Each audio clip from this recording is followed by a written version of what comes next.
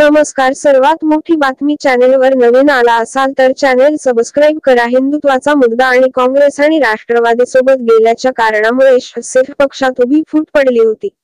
उपमुख्यमंत्री अजित पवार यांच्याकडून निधी दिला जात नाही, डावललं जात असा आरोप करत शिवसेनेतून आमदारांनी बंडखोरी केली आणि एकनाथ शिंदे यांच्या नेतृत्वात भाजपसोबत सरकार स्थापन केलं.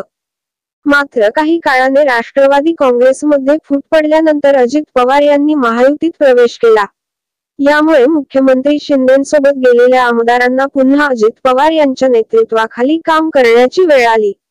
अशातच आता पुन्हा राष्ट्रवादीसोबत सरकार चालवावं लागत असल्याने शिंदे गटात नाजारी असल्याच्या चर्चा सुरू आहेत.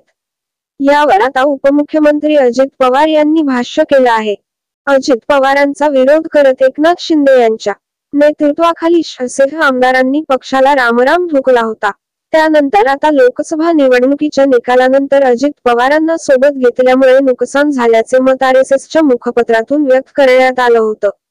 त्यामुळे अजित पवार महायुतीत आल्याने भाजप आणि शिंदे गटात नाराजी असल्याचे म्हटलं जात होतं. आता एनआयला दिलेल्या एका मुलाखतीत शिंदे गटात आणि आमच्यात कोणतेही मतभेद नसल्याचे अजित पवार यांनी स्पष्ट केलं आहे. शिंदे गटात आणि आमच्यात कोणतेही मतभेद नाहीत. आम्ही 2.5 वर्ष शिवसेनेसोबत सरकार चालवलं आहे. उद्धव ठाकरे हे पक्षप्रमुख होते. अजित पवार राष्ट्रवादी काँग्रेसमध्ये होते. पक्षाने त्यांना उपमुख्यमंत्री केले. कोरोना काळात जगावर संकट आलं होतं. त्या संकटात प्रत्येकजण काळजीत होता. सर्वांना लस, रुग्णालयात बेड उपलब्ध करून द्यायचे होते. त्यावेळी भरपूर काम करावं लागलं. त्यावेळी 2.5 वर्षे आम्ही एकत्र काम केलं आहे. एकनाथ शिंदेही आमच्या सोबत होते. मंत्रिमंडळात ते वरिष्ठ होते, असे अजित पवार म्हणाले. या मुलाखतीमध्ये अजित पवार यांनी शरद पवार यांच्यासोबत जाणार का या प्रश्नावरही भाष्य केलं. बारामतीत शरद पवार यांच्यासोबत पुन्हा जाणार का असा सवाल अजित पवार यांना विचारला गेला.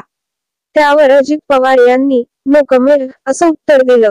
माझी शरद पवारांशी स्पर्धा नाही, पण मी माझ्या हिशोबाने पुढे जातोय आणि ते त्यांच्या हिशोबाने पुढे जातायत, असंही अजित पवार यांनी यावेळी म्हटलं आहे.